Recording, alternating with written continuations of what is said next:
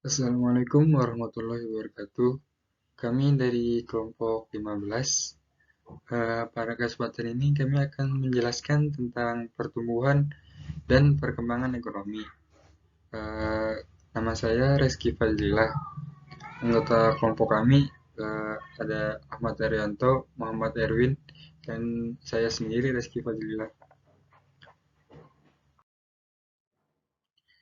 Pertumbuhan ekonomi merupakan suatu proses meningkatkan kesejahteraan masyarakat, sedangkan pembangunan ekonomi dan pertumbuhan ekonomi berarti perkembangan fiskal produk barang dan jasa yang berlaku dalam suatu negara seperti pertambahan dan jumlah produksi barang industri, perkembangan infrastruktur, pertambahan jumlah yang sektor yang dihasilkan dari waktu ke waktu. Faktor-faktor yang menentukan pertumbuhan ekonomi, yang pertama ada tanah dan kekayaan alam, yang kedua ada jumlah dan mutu dari penduduk dan tenaga kerja, yang ketiga ada barang-barang modal dan tingkat teknologi. Barang-barang modal penting, artinya dalam mempertinggi keefisiensian pertumbuhan ekonomi. Yang keempat ada sistem sosial dan sikap masyarakat. Nah, itu juga dapat menentukan sampai di mana pertumbuhan ekonomi yang dapat dicapai. Teori pertumbuhan ekonomi. Teori pertumbuhan ekonomi klasik. Penelitian yang lebih serius mengenai faktor-faktor yang menimbulkan pertumbuhan ekonomi yang dilakukan oleh Adam Smith, yang menjadi pelopor dalam pemikiran ekonomi klasik. Dalam bukunya yang berjudul An Inquiry into the Nature and Causes of the Wealth of Nation, yang diterbitkan lebih dari 2 abad yang lalu. Smith mengemukakan beberapa pandangan mengenai beberapa faktor yang penting peranannya dalam pertumbuhan ekonomi. Pandangan-pandangan utama adalah seperti peran sistem pasar bebas. Smith berpendapat bahwa sistem mekanisme pasar akan mewujudkan kegiatan ekonomi yang efisien dan pertumbuhan yang teguh. Selanjutnya, perluasan pasar. Perusahaan-perusahaan dalam menjalankan kegiatan produksinya dengan mencapai tujuan kepada masyarakat dan mencari untung dalam pasar barang dan jasa. Teori Schumpeter. Pada permulaan abad ini, berkembang pula suatu pemikiran baru mengenai sumber dari pertumbuhan ekonomi.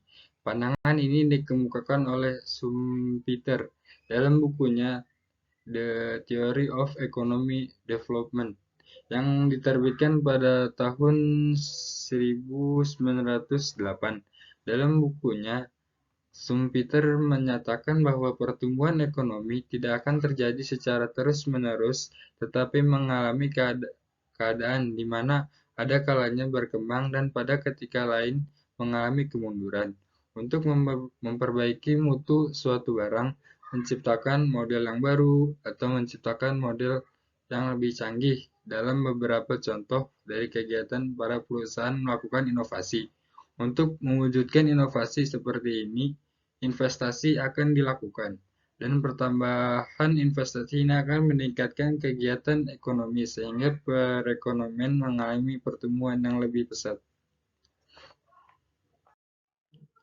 Selanjutnya, teori Harrod-Domar.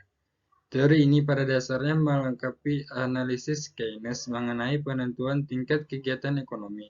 Dalam analisis Harrod-Domar, yang menjadi pokok personal analisis adalah apakah syarat yang diperlukan agar pertumbuhan ekonomi akan terus-menerus teguh pada masa depan. Untuk mewujudkan hubungan di antara analisis Keynes dengan teori Harrod-Domar terlebih dahulu, akan diperhatikan kembali teori keseimbangan kegiatan perekonomian yang dikemukakan oleh teori Keynes. Seperti terlihat Teori Keynes pada hakikatnya menerangkan bahwa perbelanjaan agregat akan menentukan tingkat kegiatan perekonomian. Neoklasik. Pandangan dari teori ini adalah secara mendalam diterangkan dalam bagian berikut. Teori pertumbuhan neoklasik pertama sekali dikembangkan oleh Profesor Robert Solow yang memperoleh hadiah Nobel pada tahun 1987 untuk teori tersebut. Teori dikemukakannya dalam Quarterly Journal of Economics terbitan bulan Februari 1956 dalam tulisannya yang berjudul Contribution of the Theory of Economic Growth. Teori neoklasik berpendapat bahwa pertumbuhan ekonomi bersumber dari pertambahan dan perkembangan faktor-faktor yang mempengaruhi penawaran agregat. Dengan demikian, pendekatan yang sangat berbeda dengan teori Harold Domar yang berpendapat bahwa pertumbuhan ekonomi ditentukan oleh segi-segi permintaan, yaitu bergantung pada perkembangan permintaan agregat. Model pertumbuhan ekonomi Harold Domar. Model pertumbuhan ekonomi Harold Domar dibangun berdasarkan pengalaman negara maju. Harold Domar memberikan peran kunci kepada investasi di dalam proses pertumbuhan ekonomi, khususnya mengenai watak ganda dimiliki investasi. Pertama, ia menciptakan pendapat dan kedua, ia memperbesar kapasitas produksi perekonomian dengan cara meningkatkan stok modal. Yang pertama dapat disebut sebagai dampak permintaan, yang kedua bisa disebut dengan dampak penawaran investasi. Model yang dibuat Harold Domar berdasarkan pada asumsi sebagai berikut. Ada equilibrium awal pendapatan dalam keadaan pekerjaan penuh, tidak ada campur tangan pemerintah. Yang selanjutnya model ini bekerja pada perekonomian tertutup tanpa perdagangan ke luar negeri. Selanjutnya tidak ada kesulitan dalam penyesuaian penciptaan kapasitas produktif. Selanjutnya kecenderungan membuang rata-rata sama membuang marginal. Selanjutnya kecenderungan menabung marginal tetap. Model pertumbuhan ekonomi neoklasik Solow Swan. Dalam model pertumbuhan ini, menjadi perintis adalah Robert Solow dan Trevor Swan. Menurut teori ini, pertumbuhan ekonomi tergantung pada pertambahan penyediaan faktor-faktor produksi dan tingkat kemajuan teknologi. Berdasarkan penelitian Solow 1957 mengatakan bahwa peran dan kemajuan teknologi di dalam pertumbuhan ekonomi sangat tinggi. Pandangan teori ini berdasarkan kepada anggapan yang mendasari analisis klasik, yaitu perekonomian akan tetap mengalami tingkat pengerjaan penuh full employment dan kapasitas peralatan modal akan tetap dan sepenuhnya digunakan sepanjang waktu.